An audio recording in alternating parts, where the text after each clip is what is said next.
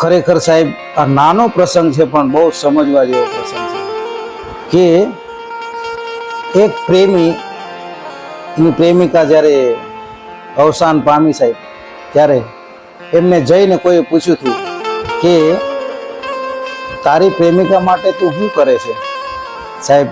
ત્યારે એ માણસે ખૂબ જ સરસ જવાબ આપ્યો હતો કે તારી હારે વાત કરવાનો તો અત્યારે મને સમય નથી, કારણ કે તું નથી.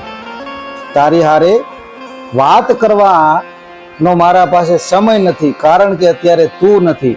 પણ તારી જોડે વાત કરવાનો જે સમય મેં ફાળવી રાખ્યો છે ને, એ હું સમય તારી યાદોમાં વિતાવું છું સાહેબ.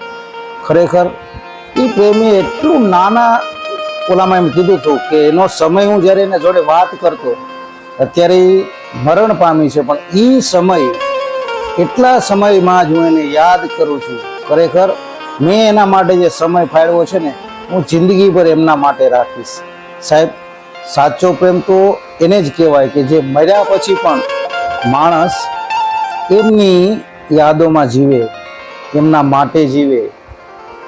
સાચો પ્રેમ એટલે જ કીધું છે ને કે પ્રેમ પ્રેમ તો સબ કહે, પ્રેમ ન જાને કોઈ.